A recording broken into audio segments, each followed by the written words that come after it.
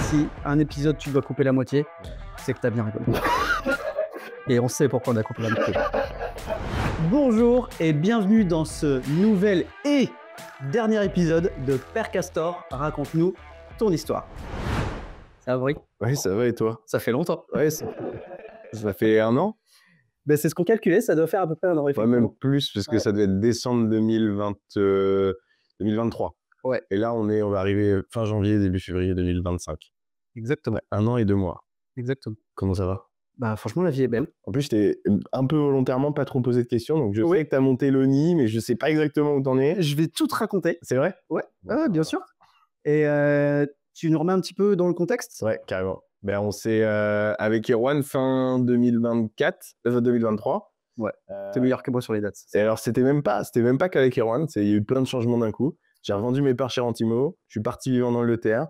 Et Erwan, à ce moment-là, tu me dis, je vais monter une agence immobilière de mon côté. Ah non, moi je vais qu'on reparte de plus loin. La base de ce podcast. Ah, la base, ah oui. Donc on fait une interview tous les deux t'as bien les dates, en 2022, on va dire ça. Ouais, c'est ça. Et même plus précis, pour moi, c'était en juin ou juillet 2022. Ouais. Parce que c'était juste après la sortie de l'article de presse. Exactement. Tu te souviens? Millionnaire. Ouais, c'est ça. Millionnaire à 20, avec quel âge? 23. 23 ans. Je suis pas du tout aujourd'hui. C'est un fail. Non, c'était une opération qui, à ce moment-là, sur les chiffres qu'on m'avait donnés, c'était honnête de se projeter dans ce sens-là. Maintenant, entre le moment où un peu différent. Ouais, aujourd'hui, j'ai revendu, je suis sous compromis avec Next City. Ils me rachètent l'opération, ils vont me racheter, ça m'a coûté 120 000 et ils devraient me la racheter 140. Okay. Donc, je gagne pas beaucoup d'argent, mais ça a été une belle communication, un beau toucher marketing et plein d'apprentissage surtout. C'est vrai. Mais à ce moment-là, on pensait vraiment que ça allait être le cas. Donc, on fait cette interview en 2022 tous les deux. Ouais. À la sortie de l'interview, on dit c'était cool. Ouais. Est-ce qu'on se referait pas une vidéo et puis Moi, je crois que je voulais faire un podcast et tu m'as dit ça tombe bien, moi aussi. Ou enfin, tu voulais un truc comme ça et puis on se dit tiens, on va inviter quelqu'un d'autre. Ça te saoulait de faire des vidéos face cam? Ouais, parce que c'est un exercice très spécial. Ouais. Je trouve que c'est absolument pas naturel. Ouais. Alors qu'un échange avec quelqu'un et une discussion, bah, c'est fluide. C'est voilà, le face cam, quand tu allumes ta cam et que tu dois parler tout, c'est plus compliqué. En tout cas pour moi, c'est un exercice sur lequel je suis moins à l'aise et que j'aime moins. Et on se dit tiens, c'est bien deux, mais est-ce qu'on n'inviterait pas un invité pour discuter avec des investisseurs? Et le premier invité, c'est Mathieu Paco, avec qui on fait des nouvelles. Bah, bien sûr, il m'a envoyé un SMS il y a 2 jours encore. C'est vrai. Donc vraiment, bah, ça fait partie sans ce podcast des copains ou amis. Ouais, des gens qui sont aujourd'hui avec qui on échange et on s'envoie des messages au moins toutes les semaines, voire tous les mois. Donc ouais, par intermédiaire des stories, etc. Enfin, moi, c'est plus ça, mais ouais, ou plus WhatsApp, moi. Mathieu, j'ai moins de. Je suis très WhatsApp. Moi, j'ai pas mal de gens suite à la vente de Rentimo fin d'année dernière. Je sais pas, il y a plein de gens qui sont partis de mon environnement. Et j'imagine que c'est les évolutions de la vie qui font ça. Mais tu vois, les gens reviennent. Tu vois, on se maintenant 1 an plus tard et ça n'empêche pas. C'est pas qu'on s'entendait pas ou plus, c'est que les choses font qu'à un moment donné. La vie fait que. Exactement. Les projets.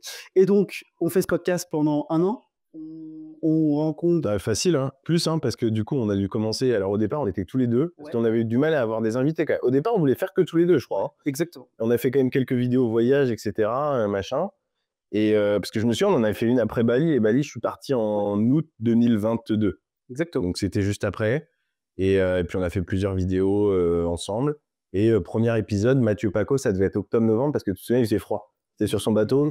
Très froid. Ouais, même descente peut-être. C'était vraiment froid. Ouais. Le bateau était incroyable. Magnifique. Et Pornichet, je crois. À Pornichet, exactement. Voilà. Et on a fait un épisode ensemble, premier épisode. Et bah voilà, c'est marrant, mais comme tu disais, on se donnait les micros à la mano. Vraiment en mode artisanal, c'est-à-dire que cet épisode, on fait un super épisode. On m'en parle. C'est un des épisodes dont on m'a le plus parlé.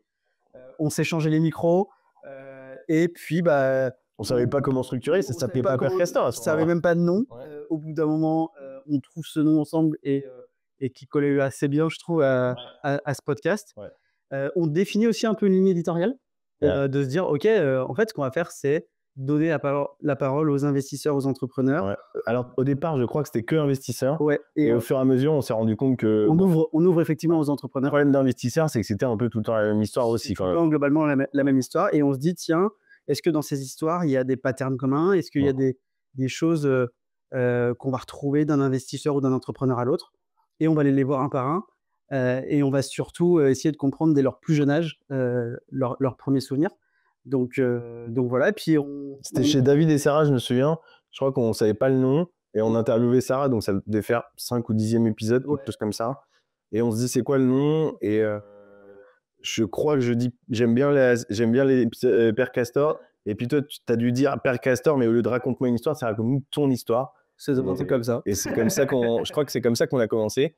Et à l'époque, on avait des micros, mais on les réglait. Enfin, c'était n'importe quoi. D'ailleurs, si vous allez je pense que c'est plutôt sur ma chaîne, parce que tu as dû récupérer ceux qui étaient quali avec... Non, j'ai tout récupéré. Et ils ont fait entre 1 et 10 vues, donc c'est mieux d'aller sur ta chaîne si on veut faire les vues.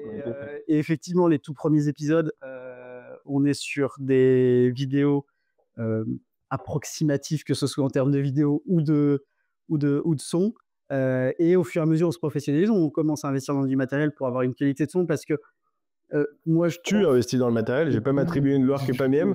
C'est Erwan qui a acheté tout le matériel. Parce que je pense à ce moment-là que c'est quand même plus important d'avoir un très bon son. En termes d'écoute, je pense qu'on peut rester sur une vidéo YouTube. Si le son est pas bon, c'est pas possible. Si la qualité de la vidéo est pas folle, c'est acceptable. Mais je pense que le son, c'est important. Et puis, on commence à aller chercher des invités de plus en plus prestigieux, je ne sais pas si on peut dire prestigieux, mais qui ont de la notoriété. Qui ont une histoire. Et puis, on grimpe doucement, et puis jusqu'à faire des très beaux invités, des très belles surprises. Et puis après, moi, et on en parlera après, je pars sur un projet professionnel où je crée un réseau de mandataires immobiliers en marque blanche. C'est une idée que j'ai depuis des années, même quand j'étais déjà actif en tant qu'agent immobilier. C'était plus une vision que j'ai validée il y a maintenant 7-8 ans et qui a pris forme, et dire, mais ok, cette idée et cette vision, comment je peux la convertir en une entreprise qui va partager ces valeurs de cette vision. Voilà. C'est vraiment comme ça que ça s'est passé. Donc en fait, c'est vraiment quelque chose qui mûrit pendant 6-7 ans. Vraiment. Donc, et du coup, tu as ouvert il y a un an. Il y a un an. Bon, on déroge pas, on continue le podcast. Donc à ce moment-là, moi je dis, je vais devoir me concentrer et être focus sur ce projet. Le podcast et me prenait du temps avec aucune conséquence business et rémunératrice. Donc en fait, c'est très bien de passer du temps. Alors, aucune rémunération à l'instant T. Je pense que sur le long terme, en tout cas... Rémunération pécuniaire. Humaine, autre chose, et on va en parler. Mais du coup, indirectement, c'est pécunier. Non, mais c'est pas... je travaille le lundi, 2 mois après, j'ai du chiffre d'affaires grâce à ça. Mais si un jour, on doit appeler des personnes qu'on a eues sur le podcast, je pense que 80% des gens nous répondront. Et s'ils doivent... plus tard qu'il y a une demi-heure... Voilà. Donc, après, c'était pour tu parles de William? Non, c'est encore... Non, quelqu'un d'autre. Ah ouais? Ok, bon, voilà. Qui, mais... Simon Dragon pour un sujet fiscal. Je ne sais pas. Donc voilà. Et toi, à ce moment-là, donc tu décides de reprendre le podcast et de le réaligner un petit peu. Alors à ce moment-là, laisse nous raconter. Alors il y a eu donc décision d'arrêter le podcast fin novembre, début décembre 2023. Donc plutôt à ton initiative pour le coup. Moi, j'avais pas forcément l'intention d'arrêter, mais sur le podcast, c'était Erwan qui faisait 99% du travail hors caméra. Donc, qui publiait, qui faisait les montages. Enfin, voilà, c'est lui qui s'occupait de tout ça. Et puis, moi, j'avais pas forcément envie de le faire. Donc du coup, c'est aussi une des raisons pour lesquelles on a arrêté. Et puis, en fait, ce qui s'est passé, c'est que il s'est passé 1-2 mois. Moi, j'étais en Angleterre à ce moment-là. Donc, je relance Kyros. Donc, je pars avec quelques personnes de mon équipe. On relance Kyros. Sur l'immobilier clé en main. Exactement. On fait de l'investissement immobilier clé en main. Et donc, juste pour faire avec un positionnement qui est de louer à des entreprises, de l'immobilier d'habitation. Alors, des personnes morales. Ok, parce qu'on loue aussi à des organismes publics. associations, etc. Mais ouais, c'est de mixer. La thèse, c'est louer de l'immobilier d'habitation à des personnes morales pour bénéficier des avantages de la résilience de l'immobilier d'habitation et les intérêts de l'immobilier commercial, l'immobilier d'entreprise, bail 369. Donc le juridique du pro et la spéculation, entre guillemets, du particulier. Ouais, d'une certaine manière, ouais. Et du coup, on crée ce modèle. Alors, à ce moment-là, quand je crée Kiros, c'était l'idée. Alors, même, je sais pas si tu te souviens, mais même à l'époque, j'avais déjà cette idée-là. C'est juste que j'avais pas réussi à la formaliser. Tu sais, j'avais acheté des maisons à côté de Carmenay, je voulais louer. Ça fait des années que je veux faire ça, puis j'avais pas réussi. Et puis, en fait, dans les équipes, il y a un gars qui s'appelle William et qui faisait ça sur Saint-Nazaire. Et du coup, je me suis dit, putain, mais en fait, ça fait des années que je veux le faire, il y a quelqu'un qui le fait, quoi. Et du coup, on a continué à bosser ensemble. On bosse toujours ensemble, d'ailleurs. D'ailleurs, la personne qui était avec qui j'ai fait la vidéo tout à l'heure, qui faisait un témoignage, on a fait un projet ensemble sur Saint-Nazaire. Et du coup, on a commencé à bosser ensemble là-dessus. On a développé. Il y a évidemment mon associé Nelson. Puis on a fait grossir les équipes. On a fait grossir les équipes sur tout un tas de sujets. Et en fait, j'avais un intérêt à reprendre le podcast parce que ça coûte de l'argent, surtout quand tu fais en studio. Ça coûtait facile 800, 1000 euros par mois de production, voire même plus. Donc, si on veut par épisode, on parle de quoi? 200 euros? Même plus que ça, en fait, parce que en fait, il y avait la salle. Elle coûtait, à un moment donné, on faisait des épisodes de 2 heures. Donc, c'était 100 ou 120 euros de l'heure. Plus le montage, la miniature, enfin, tout mis bout à bout. Après, on a bossé avec Sébastien, mais au départ, on prenait des prestats. Donc, ouais, c'est entre 200 et 350 par épisode minimum. Et je connais plus les chiffres par cœur, mais c'était à peu près ça. Okay. Oui, donc là, c'est hyper important par rapport à ce qu'on disait avant. C'est que quand tu es à ce budget-là, si tu génères pas du chiffre d'affaires de manière directe ou indirecte, ça n'a pas de sens, quoi. Bah, il faut, exactement. Et du coup, là, on a trouvé. Donc là, il y a Gérald. Tu as trouvé un sens, toi. Il y a Gérald, donc lui que je connais, ça fait quasiment 2 ans et demi, 3 ans. Ouais, on s'est rencontrés, je crois, en avril 2022. Donc ça fait un petit moment maintenant. Oui, capacité à te prendre deux trucs, à te dire, attends, tu prends ça, hop, tu fais ça, regarde, ça marche. Ouais, d'une certaine manière, il a. En 3 minutes. Ouais, non, mais il a une certaine forme de génie, ça c'est sûr. Hein. C'est des choses que. Pourtant, je ne m'estime pas trop con, hein, mais il y a des trucs, des fois, je me dis, putain, j'avais pas vu ça. Donc, non, il est assez brillant là-dessus. Et du coup, il m'a dit, bah, Amaury, donc moi, il m'avait proposé de rejoindre l'aventure Emporium C'était quand qu'on s'était eu au téléphone? C'était juin 2023, je crois. Je peux te dire où est-ce qu'on a passé le coup de fil et où est-ce qu'Erwan m'a conseillé. C'est lui qui m'a conseillé pour négocier. Et aussi, Gérald, si on a négocié un prix horaire aussi élevé, c'est parce que tu m'avais dit, putain, il va défaillir ce gars-là. C'est maintenant que je présente des excuses. Parce qu'à l'époque, on avait négocié. Alors, c'était pas mal. Hein, et puis, ça m'a bien rémunéré quand même pendant un temps donné. C'était 150 euros de l'heure pour. Tu te souviens, on avait fait ça à 1200 balles la journée pour du consulting sur Emporium. Pas un resto. Ah putain, c'est plus j'ai rien payé. Et donc, du coup, on négocie ça. Et puis, du coup, Emporium, donc là, l'objectif, c'était. Alors, c'était pas très clair au départ. Il fallait que j'aide sur la partie immobilière parce que c'était un centre de formation. Et puis, au fur et à mesure du temps, en fait, on m'a demandé aussi d'apporter du business. Et donc, en fait, ça s'est fait assez naturellement. C'est même pas tant qu'on m'a vraiment demandé de le faire. Tu es impliqué dans le truc. C'est juste, en fait, on tire dans le même sens et puis on y va. Quoi. Moi, j'ai arrêté l'aventure Rentimo. Tous les deux, le podcast s'arrêtait. Pour le coup, à ce moment-là, bah, t'es un peu au fond du seau parce que bah, il y a plein de gens à t'envoyer des messages et les gens, malgré tout, ils répondent moi. Hein. Franchement, ça paraît anodin comme ça, mais ça change des choses. Et puis, moi, j'étais en Angleterre. J'apprenais l'anglais parce qu'il fallait que j'ai le TOEIC pour valider Audencia. Attends, t'étais où en Angleterre? J'étais au-dessus de Lancaster. Oh. J'étais au milieu de nulle part. Ouais. En plein hiver? Ouais. Ah ouais, c'était l'enfer. Solide sur ces appuis-là. Ouais. Je suis resté 4 mois en Angleterre. C'était dur. Hein. Franchement. Alors après, ça allait mieux. Mais les 2 premiers mois, c'était très, très dur. Là, il y a 1 an, jour pour jour, ça allait mieux. Mais en fait, le mois de décembre, je suis arrivé fin novembre en Angleterre. Et le mois de décembre, ça a été la traversée du désert. Quoi. Vraiment, c'était l'enfer. J'étais tout seul. J'étais au nord de Lancaster. Donc, pour ceux qui connaissent, j'étais à Ulverston. Bah, j'imagine, il n'y a personne qui va connaître. Personne connaît ça. C'est un village, c'est l'équivalent, tu vois, de Ploërmel, quoi. Mais en Angleterre. En Angleterre. Et sauf qu'en Angleterre, ça veut dire quoi? Ça veut dire que déjà, il fait nuit plus tôt. Tu as 1 heure de moins. Et sauf que vu que t'es plus haut, bah, le soleil il se couche plus tôt. Donc il fait nuit à 13h. Il fait nuit à 15h. Ah non, mais il fait nuit à 15h en plein hiver, il pleut tout le temps. Non, franchement, quand je suis revenu en France et à Paris, parce que du coup j'ai déménagé à Paris, franchement, je me suis dit, mais il fait beau ici, quoi. Donc j'ai habité là-bas, je suis parti pas mal de fois à Édimbourg, Je suis allé pas mal de fois à Lancaster, on est allé à Londres et tout. Donc après, c'était cool. Après, j'ai rencontré du monde, je me suis fait des potes sur place, tout. Franchement, c'était cool. Et je suis resté jusqu'à la dernière fois que je suis revenu d'Angleterre, ça devait être fin avril, je crois. Fin avril, mi-avril, fin avril 2024. Et donc, du coup, je développais Emporium. Et là, Gérald me dit, mais reprends le podcast. Parce que du coup, il y a eu un passage à vide quand j'étais en Angleterre. Il me dit, reprends le podcast et t'invites les gens. Les ambassadeurs, ce qu'on peut appeler pour. Ouais, quelque sorte. Ouais, ceux qui nous aidaient. Enfin, en tout cas, ceux qui pouvaient devenir partenaires du centre de formation.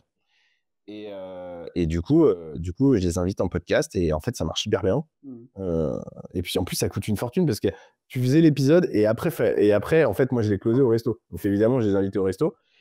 Je les invitais après. Ils avaient le droit au resto. T'en avais comment? Eux, ils avaient le droit au resto. Oui, j'ai le droit. Et du coup, on a fait plein de partenariats. Il y a eu notamment que j'ai pu récupérer suite aux épisodes qu'on a fait ensemble. Il y a Louis qui nous a rejoint, Louis Doucet. Ok, trop bien. Caroline Artaud. Caroline qui est un des numéro 1 français sur sa thématique. Exactement. Bah, tu vois, preuve, tiens, on parle du podcast, mais c'est marrant parce que Caroline, on l'a rencontré vraiment à ce moment-là. Et ce matin, j'ai réagi à sa story parce qu'il a mis une story en disant, je sais pas si tu as vu, mais il a dit, en gros, je sais pas, en gros, ils veulent changer le plan de loi de finances de 2025 en disant, on taxe encore plus les entreprises. Ah oui, c'est Simon d'Aragon qui a mis et qui a été republié par beaucoup d'infopreneurs. Exactement. Et lui a republié la vidéo, sauf qu'il l'a mis à sa sauce. En disant il faudrait mettre un entrepreneur à Bercy. Oui, c'est ça. Je pense que c'est Simon qui est à l'origine de ça. Ok, bah, il a peut-être repartagé. Et j'ai répondu pas qu'à Bercy. Et je sais plus ce qu'il m'a répondu. Il a dû liker, il a mis je sais pas quoi. Mais voilà, donc il y a plusieurs. Je sais plus qui d'autre on a eu, mais en effet, on a eu. J'ai rencontré les frères Ducreux, Alexandre et Anthony, Mon Plan Imo. Mon Plan Imo, tu vois pas qui c'est? Ils sont. En fait, très honnêtement, je connais très très peu. À part ceux qu'on a eu. Tu sais, c'est ceux qui font de la location atypique. Non, on voulait les inviter au départ. Je suis très peu impliqué dans ce monde-là. Bah, il y a eu. Et puis après, il y a eu pas mal de gens. Si, j'ai eu le mec de Mastéos, que tu connais peut-être. Au moins de Thierry Vignel. Ok. Qui a déposé. Ouais. Ok. Et il s'est lancé dans les micro-logements. Ok. Mais le mec est brillant. Franchement, tu te dis, il n'y a quand même pas de hasard, même si ça n'a pas fonctionné ce qu'il a lancé. Tu lèves pas 60 millions comme ça, quoi.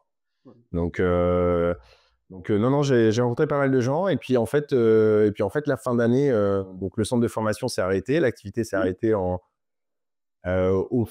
septembre-octobre, je crois, 2024. Et donc moi, en fait, ça m'a permis aussi de me concentrer davantage sur Kairos, donc c'était pas plus mal.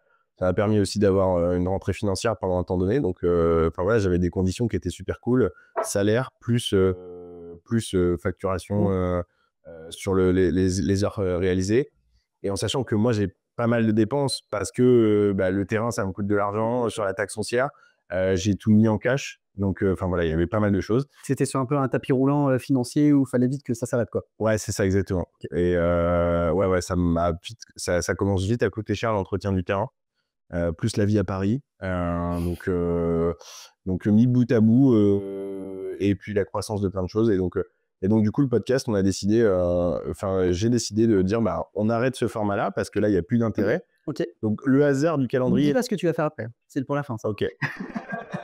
Hasard du calendrier, c'est tombé pile à fin décembre 2025. Ok, donc parfait. Et là, du coup, pour fin décembre 2024. Et donc là, pour 2025, du coup, on va. Ah oui, c'est un agenda. Je croyais qu'il allait se tromper sur une date. Pas maintenant, ce que t'as fait.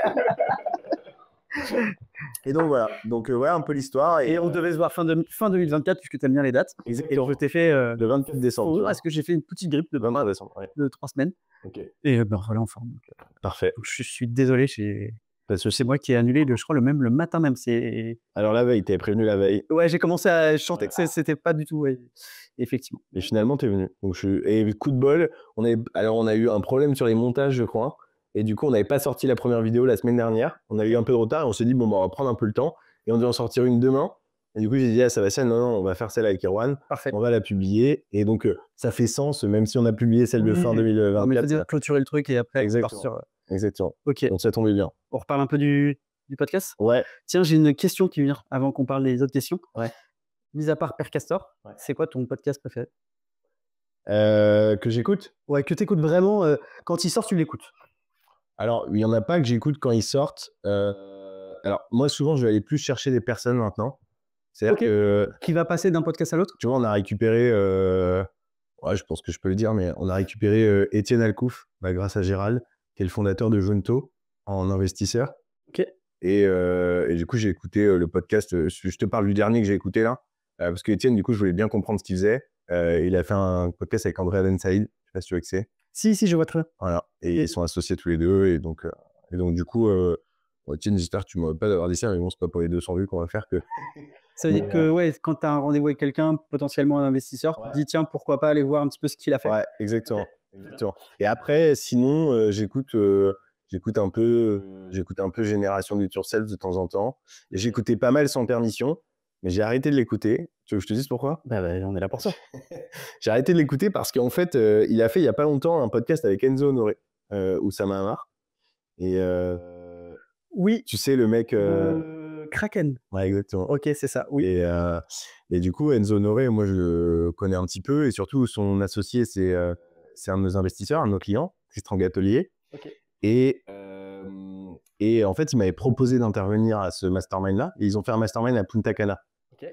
Il m'avait proposé... Yuan aussi. Exactement, qui est intervenu. Et du coup, et moi, je voulais y aller, sauf que ça coûtait trop cher. Enfin, entre le mastermind et machin, c'était 10 000 balles la semaine. Donc, moi, c'était pas possible. Et du coup, j'y suis pas allé. Mais par contre, il y avait Oussama Hamar qui était là. Et Oussama Hamar, moi, comme beaucoup, je pense, j'adore l'écouter parce qu'il parle bien, parce que ce qu'il dit, c'est assez intéressant, etc. Et pour le coup, avant d'expliquer pourquoi j'arrête d'écouter Sans Permission, il nous a quand même fait une forme de fleur parce que notre podcast, il n'y avait pas forcément de visibilité. Toi, tu avais bien géré ton coup quand même parce que c'est Jérémy qui t'avait mis en intro avec Très belle passe D, Jérémy Coleman. Pour le coup, à chaque fois que je le vois, je lui en reparle. Enfin, à chaque fois que je le vois, 2-3 fois, je lui en ai reparlé. Et là, il nous a fait une belle passe D. Et alors qu'en plus, on l'avait juste invité et on s'était vu 2-3 heures, hein, pas complètement. Donc, il n'était pas du tout obligé de le faire. Et il m'avait expliqué comment il avait réussi à avoir son contact. Je t'expliquerai si tu veux. Okay. J'en avais parlé avec Jérémy. Et du coup, j'écoute le podcast d'Enzo. Et en fait, avant d'écouter le podcast, je parle avec Johan. Donc, du coup, je lui demande comment c'était avec Oussama. Forcément, bon, c'est un mec qui est connu dans l'écosystème. Et je lui dis comment c'était. Et il me dit, écoute, Oussama, on l'a pas vu beaucoup. Et on est venu à parler de son poids parce que du coup, ils étaient dans le même hôtel toute la journée. Parce qu'ils étaient à Punta Cana dans le même hôtel, un peu comme là, ce mastermind. Et en fait, il me dit, je trahis pas de secret des dieux en disant ça, j'espère, mais en gros, il me dit, il bouffe littéralement toute la journée. Et vraiment, il mange énormément, tu vois. Et en fait, j'écoute le podcast. Et Enzo Honoré, c'était, tu vois, je précis, à la 43e minute du podcast, parce que j'ai arrêté d'écouter. C'est les chiffres le problème, c'est pas les mots, c'est les dates. Et en fait, à la 43e minute du podcast, il lui pose la question, vous pouvez écouter, hein, vous pouvez aller écouter le podcast, il lui demande, il y va franco, nous, c'est vrai qu'on n'avait pas osé le faire, ou en tout cas, on n'avait pas prévu de le faire. Puis moi, c'est pas un sujet. Voilà, un peu après. C'est pas facile hein, de poser la question. Moi-même, je suis assez gros, je sais que c'est toujours des questions qui sont délicates à être posées. Et lui, il a mis les deux pieds dans le plat, il a dit, mais pourquoi t'es en surpoids ? Et donc, il explique qu'il a un problème de métabolisme, etc., qui est peut-être vrai, mais qu'il ne mange pas beaucoup. Et en fait, moi, j'avais eu Johan au téléphone avant, et j'ai rappelé Johan, ça dit... boudé ça ? Et en fait, je me suis dit... Vraiment, je te jure. En fait, je me suis dit... Mais en fait, il me dit, mais ça se trouve, il me ment surtout. Et du coup, d'un coup, il y a tout qui s'est effondré. Toi, tu as la vision américaine, c'est-à-dire quelqu'un qui ment sur quelque chose, il peut mentir sur tout. Sur ça, c'est important. En fait, c'est pas tellement... Enfin, tu peux toujours mentir un petit peu, t'exagères tes chiffres, t'exagères machin. Tout le monde le fait. Mais par contre... Pas sur le poids. Mais en fait, c'est pas question de pas sur le poids, c'est que en fait, tu peux pas dire ça à quelqu'un qui te pose la question. Et d'ailleurs, Enzo, j'ai pas écouté la suite du podcast, mais le petit reproche que j'aurais à faire, c'est qu'il n'est pas allé au bout. Il aurait pu lui dire, mec, je te vois, tu manges tous les jours, tout le temps. Pourquoi tu dis ça, tu vois ? Et du coup, j'ai trouvé ça un peu dommage. Du coup, tu arrêtes Sans Permission. Ouais. Pour ça. Ouais. En tout cas, ça fait un mois que j'ai pas écouté. Ouais. Ok. Voilà. Bon Donc, tu m'as posé la question sur le podcast. Et du coup, mais ouais, donc c'est Génération Do It Yourself et jusqu'à présent, c'était sans permission. J'avais pas mal écouté entre septembre et là. Après, j'écoute aussi, j'aime bien écouter des podcasts anglais pour garder l'anglais en tête. Mais c'est tout. Et toi ? Moi, en podcast, il y en a qu'un vraiment que je suis et et que j'écoute quand il sort Sans Permission. Ouais. Et à titre perso, je m'en fous de savoir si Oussama Hamar ment ou ment pas. Ce qui m'intéresse, je trouve, en fait, je trouve que quand je l'écoute, ça ouvre des pistes de réflexion et des portes dans ma tête auxquelles j'avais pas pensé. Ouais. Alors, je prends pas tout pour argent comptant et c'est même pas le sujet en fait. C'est quelle porte ça peut ouvrir, quel sujet de réflexion, qu'est-ce que ça peut déclencher. Ouais. Ça, j'aime bien. Moi, en fait, j'ai un problème, c'est que quand on dit quelque chose et que c'est quelqu'un en plus qui est écouté, etc., j'ai tendance pas à prendre pour argent comptant, mais honnêtement, je vérifie pas tout le temps ce qui est dit. Et du coup, je sais que j'ai un défaut, c'est que je vais avoir tendance à répéter des chiffres ou des données que j'ai entendues sur un podcast. Et si, en fait, la personne que j'écoute, elle a tendance à dire des trucs, mais en fait, c'est pas fondé, bah, en fait, je vais me retrouver à passer pour un con parce que je vais citer des choses qui sont que des conneries, tu vois. Et tu penses que aujourd'hui, il y a vraiment des sources qui sont... Je pense que Mathieu Stéphanie fait un peu plus gaffe. Je pense, ouais. Mais je me trompe peut-être. Hein. Pour moi, Mathieu Stéphanie, ce qu'il fait est admirable, tu vois. Mais ça reste pour moi le service public du podcast. C'est très poli, très... Voilà, donc en fait, effectivement, il a ce positionnement. Je pense qu'il y a poli. Il y a plus de boulot derrière. Ouais. De toute façon, Oussama Hamar, il vient, il parle, il s'en va. Hein. Exactement. Mathieu Stéphanie, il bosse. Ouais, mais tu vois, de sans permission, elle pourrait faire des petites corrections. Tu vois, des fois, ils discutent. Et puis, tu as Yomi qui va te dire c'est ça. Et puis, Oussama, il dit c'est ça. Et finalement, tu sais pas vraiment, tu dis vrai qui te veut. Mais de toute façon, après, je te dis ça. De toute façon, dans 6 mois, j'aurais fait mon deuil et je réécouterai. Mais du coup, ce que je constate, c'est qu'on va pas chercher du tout la même chose. Non. Et moi, je vais chercher les ouvertures et ce que ça peut provoquer. Ouais. Toi, quelque part, tu vas chercher une source pour pouvoir t'en servir et en rediscuter. Moi, je vais essayer de chercher une compréhension et des sources et une compréhension aussi des choses. Là, par exemple, j'ai écouté l'épisode sur Nabab Kebab. Je sais plus comment il s'appelle, le gars. Ok, Nabab Kebab, j'ai compris. C'est le roi du kebab. Ouais, c'est ça. Et le mec a dit un truc que j'ai trouvé brillant. C'est qu'il a dit, en fait, le problème de la France, c'est qu'en fait, on est dans une situation où aujourd'hui, ce qui fonctionne, c'est les kebabs, c'est les barbershops. Et quand tu vas dans un centre commercial, tu as une proportion importante des femmes qui sont là, qui sont voilées. Et aujourd'hui, on propose que des services qui correspondent à des... Enfin, pas que, mais en tout cas, il y a des personnes qui disent l'écosystème va mal, alors qu'ils proposent des services qui répondent à peut-être des comment dirais-je, des Français, je sais pas comment dire ça, ça sera forcément mal interprété, mais enfin, en tout cas, l'est déjà.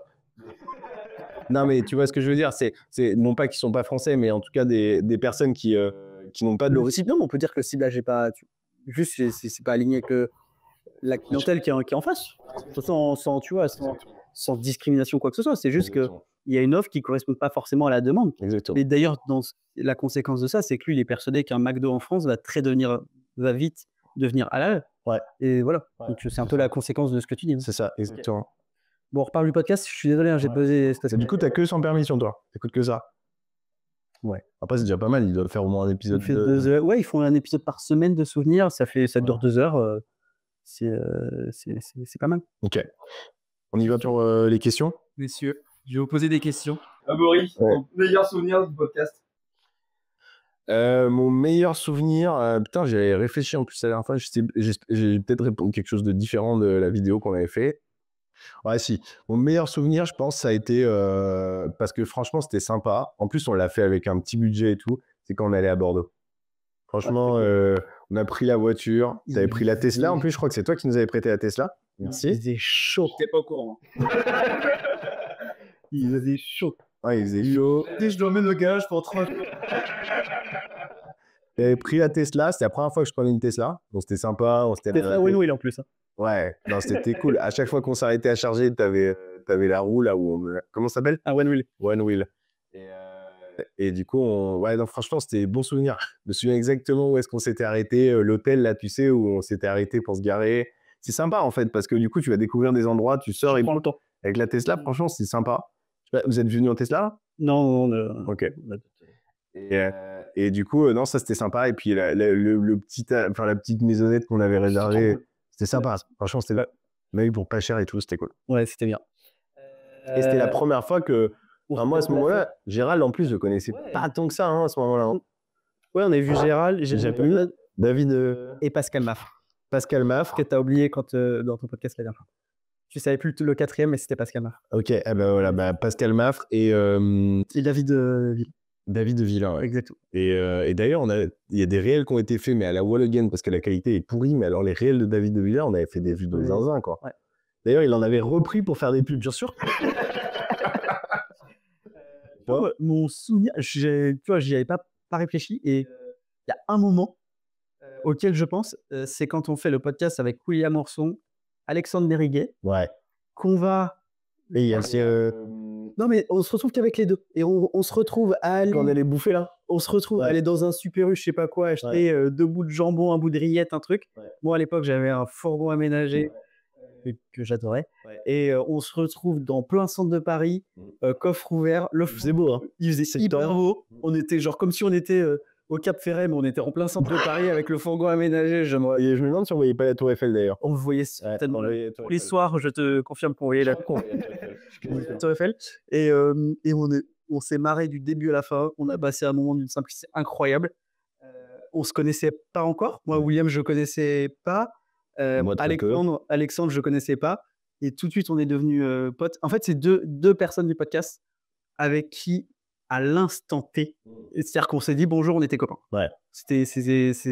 En même temps, pas être copain avec William et Alexandre. Ouais, mais faut que ça marche des deux côtés. Et à l'instant T, on est devenus copains. Bah, William, je pense que c'était Enfin, moi, tous les épisodes confondus, c'est celui où j'ai le plus rigolé. Hein. Bah, de toute façon, c'est simple. Si un épisode, tu dois couper la moitié, c'est que t'as bien rigolé. Et on sait pourquoi on a coupé la moitié. Ah, c'était fou. Hein. Franchement, on a rigolé pendant 2 heures. 2 heures, incroyable. Oh là là, c'était génial. Peut-être qu'on va en parler, mais c'est un épisode où... Alors moi, en plus, on a parlé d'immobilier et de négociation. Ouais. C'est un sujet où, en fait, je me rends compte pendant l'épisode que je partage. On a un espèce de tronc commun avec William sur le métier, la négociation, le métier de commercial, où c'est un pur bonheur. Je vous invite franchement à aller le revoir, cet épisode, parce qu'il est incroyable. Il y a une sorte de symbiose où moi, je m'efface petit à petit. Non, mais ils parlent les deux. C'est vrai, franchement, il faut reconnaître les choses. Pour le coup, là, il y avait un sujet que moi, je connais moins, ce métier d'agent immobilier. Alors que tu connaissais moins à l'époque. Ouais, mais même le commercial, la négo, comment ça t'y intéresse un peu plus? Oui, je connais peut-être un peu plus le sujet, mais en tout cas, j'ai appris des choses sur ce sujet-là et on n'a pas fait que rigoler. Il y a eu... Alors, c'était plus à la fin, parce qu'on a quand même beaucoup rigolé avant. Mais sur la fin, il y a eu quelques moments où on sentait en effet que vous étiez... En fait, c'est pas tant... Toi, t'es pas intervenu tant que ça, mais en fait, ce qui était marrant, c'est que ce qu'Erwan me disait depuis des mois, William l'a dit en l'espace d'une demi-heure. En fait, il a résumé ce que tu disais depuis des mois, notamment sur la partie coaching. Donc, c'était intéressant parce que les gens ne peuvent pas le savoir, mais moi, je confirme, ils étaient d'accord sur beaucoup de choses. Donc, ouais, c'est vrai que c'était un bon... Ouais, deuxième question. Deuxième question, ça va être pour Erwan, du coup. Ton pire souvenir? Des fois, les montages, mais sinon, des pires souvenirs... Non, c'était... Si, à la fin, parce qu'en fait, toi, tu poussais pour qu'on ait un maximum d'invités. Ouais. Parce que tu disais que je faisais 99%, mais tu allais quand même chercher beaucoup d'invités. Ouais, donc peut-être 90%. Alors. Et effectivement, tu poussais pourquoi. Et sauf que moi, des fois, je disais, putain, ouais, il est gentil, mais en fait, je sais ce que... c'est pas 1h30 de tournage, c'est 1h30 plus s'assurer que les fichiers sont bons, qu'on a bien collecté, qu'on le stocke bien au bon endroit, etc. Que le montage, il va falloir faire. La publication sur à la fois YouTube, sur les sites de podcast, création de la miniature, etc. En fait, à la fin, ça devenait beaucoup. Donc, c'est plus ça le pire, mais c'est un petit pire. Hein. Ça va, je suis encore vivant. Et toi? C'est ton seul montage. Ouais, c'est ce que je allais dire. Franchement, je te jure, j'étais en train de penser, je me suis dit, je vais quand même pas dire ça. Parce que j'en ai fait 39 et j'en ai fait 1. Non, t'as fait plus peut-être. T'as fait... Je suis pas sûr. C'était celui de Manoa, je m'en souviens encore. Ouais. Mais c'était l'enfer. C'était vraiment l'enfer. Je me souviens tu vois, pour le coup, je m'en souviens très bien aussi. J'étais avec mes grands-parents et tu m'appelles, tu me dis celui-là, tu veux pas le gérer et tout. Ah non, c'était l'enfer. Est-ce que c'était mon pire souvenir? Ouais, je pense parce que... Sinon, c'était que du... En fait, les tournages, il n'y a pas un tournage qui est désagréable, quoi. Mais, si, peut-être ton pire souvenir... Allez, pour pas avoir le même que toi, je pense que c'était quand... Ça, je te l'ai peut-être jamais dit, mais quand on tournait en bas, là, tu sais, chez Rantimo, dans les bureaux, dans les machins en bas, je crois que c'était l'implicite des gars qui me regardaient avec des yeux où ils me disaient pas trop, mais en gros, ils se disaient, mais qu'est-ce qu'il fout? On a autre chose à faire. Et du coup, j'avais l'impression... Je sentais bien... Toi, tu t'amusais que je m'amusais. Exactement. Okay. Et du coup, pour pas avoir le même... Et alors, attends, si on prend un peu de recul et qu'on est honnête, vu l'alignement du podcast et le positionnement du podcast et vous, ce que vous faisiez, pas complètement tort non plus. Ouais, c'est sûr, ouais. Ouais, bien sûr. Ouais. Non, mais bien sûr, mais c'était un moment où en fait, si tu veux, on n'était pas alignés. Oui, vous n'étiez pas OK. Et en fait, enfin, si tu fais autre chose à côté, c'est pas grave. En soi, moi, je l'avais fait avant et donc voilà. Si on me demande quel est le pire souvenir, c'était enfin peut-être celui-là ou le montage, je sais pas. J'ai encore d'autres qui me viennent en tête. Tu vas garder la parole. Maintenant, tu vas nous dire ce que tu as apporté le podcast. Qu'est-ce que le podcast m'a apporté? Ouais, du business de manière directe, mais du coup pas quand on le faisait ensemble. Enfin, si un petit peu, alors indirect parce que du coup il y a des personnes, comme je disais, Ça a créé des relations. Ouais. Et après ça m'a ouvert les yeux sur pas mal de choses. Et puis en fait, je pense qu'on a appris plein de choses malgré tout. Quand tu passes 2 heures à écouter des gens toutes les semaines qui sont de bon niveau, d'un moment, tu apprends des choses. On a passé 2 heures avec des gens que d'autres personnes payent des milliers d'euros pour les avoir en coaching. Ouais. Donc en fait, c'est un vrai hack. Ouais, non, franchement, il y a plein de choses. C'est sûr que ça demande du temps et de l'énergie. Et puis il y a un truc qu'on n'a pas réussi, c'est à le faire décoller, le podcast. Ça, c'est clair. Mais sinon, à part ça, franchement. Mais ça a été aussi un peu, moi, quelque part, une fois qu'on fait Oussama Ammar et qu'on voit que on ne joue pas, tu te dis, en fait, dans ce game-là, si tu as cet invité et que malgré cet invité, ton positionnement fait que tu n'arrives pas à l'envoyer, c'est que quelque part, qu'est-ce qui fera que ça va l'envoyer plus haut, tu vois. Et je pense que oui, moi, c'était un déclic, toi. Ouais, c'est un déclic de dire, en fait, il me manque qui? Christopher Wangen dans cette thématique. Après, on a fait assez vite les plus gros. Ouais, donc en fait, après, une fois que tu as eu tous les invités qu'on a eus, il y en a qui sont équivalents, mais il n'y en a pas beaucoup supérieurs à Oussama Ammar dans cette thématique pour moi. En autorité, en tout cas. Oui, il faut aller chercher après un chef d'entreprise du CAC 40, quelque chose comme ça, et OK, mais non, une fois que tu as eu Oussama, je pense que c'est difficile d'aller chercher. Même l'entreprise du CAC 40, le gars, il n'aura pas de notoriété. Oui, il n'est pas exactement. Donc, non, c'est sûr que. Enfin, j'ai répondu à la question. Et moi, c'était quoi la question? Qu'est-ce que ça m'a apporté? Moi, ça m'a apporté un WhatsApp un peu plus gros de personnes incroyables. Mais vraiment, il y a des gens. Je pense que, tu vois, on a fait 40 personnes. Il y a au moins 10 personnes avec qui j'échange par WhatsApp au moins tous les 3 mois. Ouais. Tu vois. Et puis Insta, ça aide aussi, suivre les stories, etc. Ça, c'est bon aussi. Et puis des gens à qui on peut envoyer un message et on n'est pas un inconnu parce qu'on s'est vu, on a discuté pendant 2 heures, on a créé un contact et ça s'est bien passé. Donc, Et on n'a pas commencé par une relation commerciale alors qu'il y a beaucoup de choses dans le business qui commencent par cette relation-là. Et moi, je suis un convaincu de la relation. Franchement, pour moi, il y a une phrase que j'aime beaucoup, c'est la différence entre un contact et un contrat, c'est le R de la relation. On doit créer des relations et après, si la relation se passe bien et qu'il y a un alignement business, on fait du business.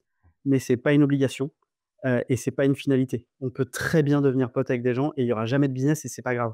Et il y a des gens dans cette partie-là où il y aura une conséquence business et ça sera très bien. Voilà. C'est un peu comme ça que je vois les choses. Et si, il y a un truc quand même que je veux dire pour lui rendre hommage parce qu'il m'a apporté il m'a tellement aidé sur ces 2-3 dernières années que ça serait... je trouve que j'en parle pas assez. C'est du coup Gérald. Je pense que le fait de l'avoir rencontré aussi à épisode, parce que on l'a vu, on s'est vu quand on s'est vu. On a dû faire le tournage juste avant Emporium. Date. Non, mais c'est vrai, c'était juste avant. Quelle année? 2023 du coup. En 2023, on a dû faire le tournage en mai. Il faisait étonnamment chaud pour la période. Tu te souviens? Et donc on devait être en avril-mai. Et ça a créé une relation après. Et en juin, il m'appelle et il me dit j'aimerais bien qu'on bosse sur Emporium. Et en fait, moi, à ce moment-là, ce qu'il faut savoir, c'est que le mastermind était gratuit au départ. Et donc, du coup, après, il fallait payer 2 000 € par mois. Et Gérald. Non. De quoi? Non, parce que j'ai pas de souci avec ça, en fait. Et Gérald, on a eu j'ai pas révélé les dessous du contrat, mais on a eu un accord ensemble. D'accord, ok, là. Où en fait, on a eu un accord où du coup, il m'a proposé de continuer, de gérer Emporium. Et puis aujourd'hui, il nous aide évidemment sur Kiros. En fait, on est dans une... Enfin, moi, je suis dans une... moi, peut-être un peu plus que toi, parce que du coup, nous, on fait que l'investissement. Toi, je crois que c'est plus s'il y a de la transaction de manière générale. Dans l'investissement, si tu as les gens qui peuvent acheter, tu gagnes beaucoup de temps, quoi. Et tu as 50% du job de fait. Et il m'a ouvert tout son... Enfin, Étienne Alcouf, tu voyais pas qui c'était, mais c'est un mec qui a une boîte qui s'appelle Junto. Il a 100 collaborateurs. La boîte, elle est valorisée 50 millions, donc il a 34 ans, tu vois. Donc, quand tu amènes des gens comme ça, alors que tu as relancé la boîte il y a 1 an, forcément, tu gagnes du temps, quoi. Donc, ça me fait plaisir. Je pense qu'il verra jamais cette vidéo. Ça me fait plaisir de... Je ferai un petit... Je ferai un short et puis... tu lui enverras. Selon toi, faut-il faire un podcast et pourquoi? Bah, en fait, il faut faire un podcast si on a envie d'en faire un. Il faut faire un podcast si on est prêt à tenir sur la durée, parce que seuls 95% des podcasts ont plus de 20 épisodes. Ouais, Donc, c'est ça. on est dans l'élite. Donc, ça, on pourra être fier de ça. Déjà, il faut avoir envie. Il faut être prêt à ce que ça dure. Il faut être prêt à ce qu'au début, ça ne marche pas et à continuer. Ensuite, moi, c'est un conseil, évidemment, si vous voulez rencontrer vos clients, vos partenaires, c'est la meilleure solution. Si vous voulez parler à des gens auxquels vous n'avez pas accès, c'est la manière la plus directe. C'est clair. Voilà. Ça vous apporte du business de manière directe. Tu vois, par exemple, ce week-end, j'étais à Rennes. J'ai donné une conférence à Rennes. Bah, celui qui l'organisait, c'était Stéphane. Si tu l'as vu. Oui, bah, bien sûr, il m'a envoyé un message. Et là, Stéphane qui est, pour le coup, qui est fidèle au poste, lui, je sais qu'il regardera la vidéo. Je pense qu'on peut le dire. Auditeur numéro 1. Ah bah, de toute façon, je lui ai posé la question, il m'a dit j'ai pas loupé un épisode depuis le début. C'est génial. J'ai vu ce week-end, il a pas loupé un épisode depuis le début, il a tout regardé, 100%. T'as peut-être 60 ou 70 épisodes de 2 heures. Incroyable. Donc, t'as 150 heures de vidéo qui s'est tapé, et franchement, extraordinaire. Et donc, du coup, il a organisé une conférence ce week-end, et il y avait 44 personnes qui sont venues regarder cette conférence à Rennes, et ça va nous apporter du business. Donc, et ça, c'est tous les retours indirects. Qui ruissellent, on va dire. Exactement. Mais ça prendra du temps, c'est sûr. Mais... Ok. Merci. Non, là, on passe à une question plutôt cool, plutôt sympa. Ton pire invité à la J'en étais sûr. Mon pire invité, mais si je le fais, tu réponds aussi. Alors, il a ses questions, tu as tes réponses. Il a ses questions, j'ai mes réponses. Mon pire invité, on en a parlé tout à l'heure. En fait, c'est pas... Non, mais je vais désamorcer le truc en amont parce que c'est pas... En fait, ton pire invité, ce qui est dur avec la question, c'est que ça sous-entend qu'on s'entend pas, mais c'est pas le cas. C'est pas qu'on s'entend pas parce qu'on l'a dit, franchement, c'est... Je vais donner la réponse avant parce que je suis sympa. Moi, je peux pas répondre à cette question. Ouais. Tout simplement parce qu'il y a que des gens qui nous ont fait confiance à un moment donné, et encore d'ailleurs aujourd'hui. Ouais. Notre podcast, il n'est pas connu, on n'est personne, et ils ont pris quand même du temps pour venir. Ouais. Ne serait-ce que par respect pour ça, je pourrais pas dire. Je sais avec qui j'ai eu un moins bon feeling. Je sais avec qui j'étais moins bon 6 mois, tu vois, personnellement, où je me suis trouvé trop en retrait, etc. Mais pour ça, j'estime que je donnerais pas de. Ouais. Voilà. Je vais garder cette réponse. Si tu me fais de la politique, je serais ton conseiller. Je vais garder cette réponse. Je vous pose une question pas facile à répondre. Vas-y. Votre meilleur invité. Moi, j'en ai. Alors, en fait, c'est bien parce que on n'a pas créé une relation. Enfin, quand on s'envoie des messages, mais bon, c'est une fois tous les 3 mois pour le coup, c'est rare. Tu vois, j'en parlais tout à l'heure. Je vais citer son nom rapidement, mais je vais expliquer pourquoi. Enfin, quoique, il y en a plusieurs qui viennent en tête, mais lui, j'y ai pensé quand on m'a posé la question, c'est Simon d'Aragon.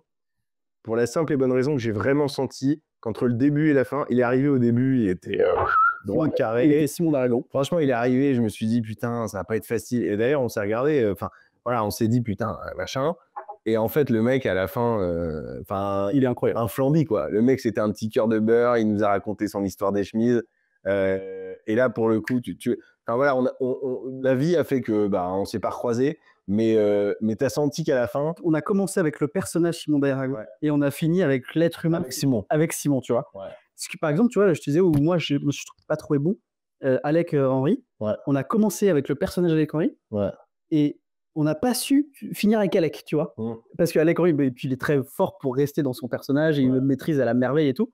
Et tu vois, on n'a pas réussi ce qu'on a réussi avec Simon, je trouve, parce que potentiellement, sur leur positionnement, ils peuvent être un peu similaires, tu vois, tous les deux. Avec Simon, je trouve qu'on a réussi. Avec Alec... Mais il y avait un truc ces 2 jours-là, hein, on était... parce que c'était le moment où il y avait eu William, il y avait eu Alexandre, il y avait eu Bill Kerr. Il y avait eu... Enfin, on avait eu pas mal de monde. Et non, ma réponse, c'est Simon, parce que je pense que c'est l'un de ceux où vraiment on lui a... à la fin... Après, il y a aussi... Arnaud, pour le coup, on a bossé. Mais Arnaud, c'était impressionnant aussi du début à la fin. C'est peut-être les avocats, on a un truc... mais Arnaud Toiti, à la fin, il voulait plus que ça s'arrête, quoi. Au départ, c'était les gars, vous êtes là, j'ai 5 minutes pour vous, machin. Un sujet crypto, on a été en profondeur et tout ça. À la fin, le mec, c'était quand est-ce qu'on fait le R2. Et encore aujourd'hui, il n'y a pas si longtemps, il m'envoie. Je pense si on le pose. Donc, non, c'est. Je pense que c'est pas tant l'invité en lui-même, c'est la réalisation que tu arrives à faire sur une. Ouais, clair. Et toi, du coup? Ouais, j'ai vraiment j'ai appris des choses avec Simi. Et je trouve que c'était un épisode incroyable. William aussi, franchement, William, c'était vraiment très cool. Ah, William, c'était un sketch. C'était drôle. En fait, il y a tout eu. C'était drôle. On a appris des choses. C'était l'un des premiers de l'écosystème qui se livrait 100%. Ouais. C'est-à-dire qu'il nous a raconté les histoires qu'on ne raconte pas en vidéo, quoi. Exactement. Malheureusement, on les a coupées. Pour certaines. Et puis après, évidemment, il y a Oussama Ammar qui est un peu le... Voilà, c'est le... Comment dire? C'est le boss final du jeu, tu vois. Donc c'était cool de l'avoir. C'était un bon souvenir. On a eu la chance d'aller au domaine d'Ablon, qui est une bulle spatio-temporelle. Un endroit incroyable où Roi Oussama habite. Ouais. et c'est le seul épisode qu'on a fait où il y avait, je sais pas, 20-30 personnes qui écoutaient l'épisode. Ouais, c'était hyper intéressant. C'était fou. Et c'est drôle. C'est un peu cet endroit et ça fait un peu un monde merveilleux. Ouais. Avec. Moi, j'ai créé zéro relation avec lui. C'est-à-dire que non plus. J'ai déjà réagi à ses stories et tout. Soit ils like, soit ils sont. Ouais, des fois on échange, mais vraiment très très brièvement. C'est effectivement, il n'y a eu aucun contact. Je sais même pas si on se croise demain ailleurs, s'il me reconnaît. Très transparent. Ouais, je pense. Ouais. Donc voilà. Prochaine question. On va parler de l'Amir maintenant. Ah! Est-ce que vous pouvez résumer votre avenir en 2 phrases? Votre nouveau projet en 2 phrases? J'ai créé un réseau de mandataires en marque blanche. Et je dois le dire le mien et après je développe ensuite après One. On fait de l'investissement immobilier résidentiel loué à des personnes morales. Mon idée et mon positionnement depuis des années maintenant, c'est de dire que donc j'ai été agent immobilier pendant 6 ans, responsable d'agence et associé. J'ai fait un constat très très vite dans ce métier, c'est que les gens s'attachent à la personne qu'on est et non pas au réseau qu'on représente. Il n'y a aucune pour moi attachement, que ce soit un réseau de mandataires ou une agence, quand on est le client final. Voilà. Et donc je me dis, mais en fait, il n'y a aucun réseau de mandataires en marque blanche qui donne la possibilité aux mandataires d'être 100% la marque. Quand tu travailles dans un réseau de mandataires ou dans une agence, tu portes le logo, tu portes les couleurs, tu portes t'es un porte-drapeau un petit peu. Et ce qui y a pas de problème sur ça, c'est un positionnement. Et donc je me suis dit, mais il y a aucune agence qui permet vraiment cette liberté d'être la marque, d'être vraiment 100% de l'attention soit portée sur le négociateur ou le conseiller immobilier. Et donc je me suis dit, il y a vraiment une opportunité là-dessus. Donc ça s'appelle le NI, un réseau avec 2 I pour que ça. Je voulais, alors les 2 I sont faits pour que on voit qu'il y a pas mal de monde et plusieurs personnes. Le NI, mon idée, c'est de se dire, je veux que les gens se sentent bien à l'intérieur pour pouvoir s'épanouir à l'extérieur. Donc voilà. Et donc maintenant, ça fait 1 an. On a réalisé déjà pas mal de transactions. On est 9 collaborateurs, 9 conseillers. Et maintenant, l'objectif, c'est d'en avoir un petit peu plus. On a vraiment une assise. Là, ça y est, on commence à être vraiment solide sur les process, sur l'organisation, sur les outils. Quelqu'un qui vient chez nous aujourd'hui a vraiment tout ce qu'il faut pour travailler. Donc voilà. Ils payent un abonnement et ils sont en gratuité pour l'instant. Et bien sûr, ils ont la possibilité, tous les négociateurs qui me rejoignent, de venir développer leur équipe, de venir faire ce qu'on appelle du marketing de réseau, et de se constituer leur équipe à leur image, et justement de donner la possibilité à d'autres négociateurs qui deviennent la marque et de les accompagner dans ça. Et ça, alors une différence que je fais, c'est que j'impose pas un minimum de chiffre d'affaires à faire personnellement pour pouvoir développer son équipe. Un temps minimum où tu peux développer dès le premier mois? Tu peux développer dès le premier mois, tant que tu as tes heures de formation à jour. Parce que je pense que manager et producteur, c'est 2 choses différentes, c'est 2 métiers différents. Et un très bon producteur ne sera pas forcément un très bon manager. Et des fois, en fait, un très bon manager n'était pas forcément un très bon producteur. Donc, en fait, moi, ce que je veux, les choses qui sont importantes, les valeurs qui sont importantes pour moi, c'est la liberté, la singularité. Donc, je veux vraiment que les gens puissent venir être libres. Je veux des Pokémon. Je veux des Pokémon. Parce que tu balances sur les réseaux des Pokéballs pour... C'est vrai, j'adore cette comparaison parce que, en gros, si on m'appelle, on me dit, tiens, je cherche une maison sur la côte, tiens, hop, je t'envoie mon Pokémon Mathieu. Tiens, je voudrais un produit d'investissement, hop, je t'envoie mon Pokémon Yann. Tiens, là, on vient d'ouvrir, je veux aller habiter à La Réunion, hop, on a quelqu'un à La Réunion. C'est vraiment comme ça que je vois les choses. Ok. Et donc, du coup, là, vous êtes présent sur quelle ville? On est présent sur Saint-Nazaire, La Baule, le Croisic, Vannes, Rennes, Pontivy, La Réunion. Voilà. C'est tout. En fait, en mandat de recherche, mandat de vente, les deux. Moi, j'ai une culture mandat de vente. Le mandat de recherche, j'en ai certains qui le font, mais c'est pas dans ma culture parce qu'en fait, je trouve que la double facturation des honoraires, que ce soit honoraires du mandat et honoraires de recherche, sont pas toujours bien compris. Certainement parce que c'est pas toujours bien expliqué par les clients finaux. Donc j'ai vraiment moi une culture, un ADN mandat. En fait, quel que soit le marché, j'ai un ADN mandat. C'est vraiment pour moi, c'est le mandat qui fait la différence. C'est la qualité du mandat qui fait la vente. Et qui apporte les recherches tu dis, par exemple, ils sont autonomes ou tu disais qu'il y en avait un là qui a fait plusieurs ventes Moi, en fait, ce que je fais, c'est que quand Jérôme me transmet des demandes, je leur donne, bien entendu. Mais pour moi, ce qui provoque la recherche, c'est le bien que tu as à la vente. Et moi, tout part, et ça, c'est vraiment ma culture, c'est que si tu veux des acheteurs, bah, en fait, va chercher les meilleurs biens, mets-les dans les meilleures conditions financières, présente-les de la meilleure manière, et tu auras tous les acquéreurs actifs du marché à l'instant T. Voilà. Moi, c'est ma vision, c'est mon positionnement. Plutôt que d'avoir des leads un peu froids, etc. Voilà. Ça, c'est ma vision. Et ensuite, j'aimerais quand même parce qu'en fait, le podcast, moi, ça m'a manqué. Le podcast m'a manqué. C'est un format qui est agréable et qui est une très bonne manière, je trouve, pour créer du contenu. Et c'est un contenu qui peut être vraiment une bonne base pour après le décliner. Et donc, c'est le seul truc qu'on a à peu près réussi. C'est sur Instagram, là, depuis que Sébastien a pris le relais, on a dû doubler sur le nombre de personnes suivies. Mais... Félicitations. Donc, bon, c'est pas l'Amérique, mais c'est peut-être le truc qu'on a... Et donc, tu vois, la décision a été prise la semaine dernière, j'ai pas encore le nom, mais je vais faire un podcast où je vais recevoir tous les conseillers immobiliers, tous les agents immobiliers, quels qu'ils soient en France dans un premier temps, mais j'aimerais bien aussi aller en voir un peu dans le monde entier ou quand ils sont en France, les rencontrer. Et surtout, quel que soit leur réseau, quelle que soit leur agence, ça c'est pas mon sujet. Et c'est surtout pas un podcast qui sera fait pour aller voir des conseillers, qu'on me dise, ou qu'on soit dans des petites guerres de clochers, ce que j'appelle, où tel réseau est mieux que tel réseau, telle agence c'est mieux que ça, les réseaux de mandataires c'est bien, et puis les agences c'est de la merde. Non, surtout pas. Moi, je pense qu'on fait tous le même métier, mais d'une manière différente. Et j'ai envie d'aller à la rencontre de tous ces gens-là, quel que soit leur réseau. Donc, je pense que, voilà. Donc, si... Tu as déjà un en tête? Un invité? Ouais, j'ai déjà un invité. Okay. En tête, on va faire le premier pilote qui sera certainement diffusé. Donc, si vous êtes conseiller, mandataire, agent, n'hésitez pas à me contacter. Même s'il y a déjà une micro-liste qui se met en place. Donc ça, j'espère que ça va pouvoir être... allez, c'est bien de mettre des dates, comme ça après on n'a plus le choix. Sous 2-3 semaines, le premier épisode diffusé. Donc mi-février. Donc mi-février, exactement. Mi-février, il y a le premier épisode. Exactement. Bon, et toi? Eh bien, alors pour faire la transition sur la partie vidéo, et c'est pour ça qu'on s'était dit que faire cette vidéo, c'était pas mal, c'est que en effet, il y a l'arrêt du podcast. Bon, je fais une partie du chemin tout seul, mais moi, je considère que la plus grosse partie, c'était quand même ensemble. La plus drôle. La plus drôle, ouais. Non, mais c'est vrai que tout seul, c'est pas pareil. Enfin, c'était vraiment du business, quoi. C'était pas...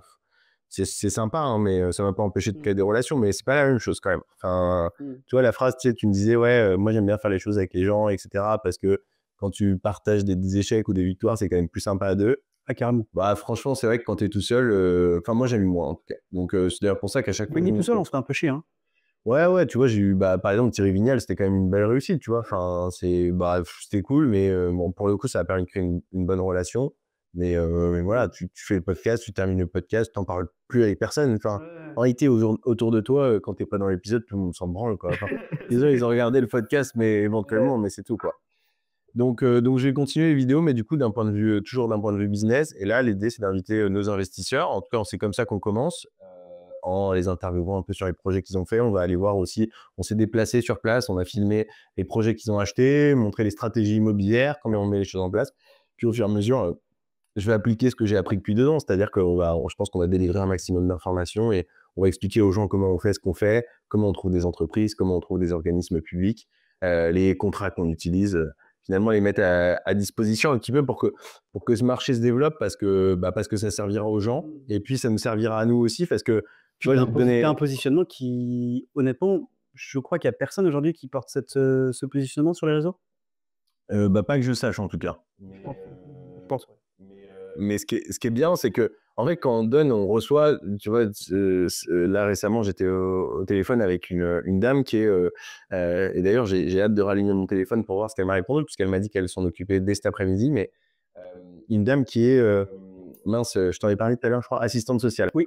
Et en fait, donc moi, j'ai fait le podcast, j'en ai parlé sur Thomas Creton, Investir Simple. D'ailleurs, ça a été un gros flux business. C'est-à-dire que ce podcast-là est un podcast que nous, on a dû faire 6000 écoutes sur l'épisode. Donc, ce qui est pas mal quand même pour un épisode. Moi, ça m'a apporté, je pense, j'ai pas calculé exactement, mais un peu plus de 100 000 euros de chiffre d'affaires, juste avec cet épisode.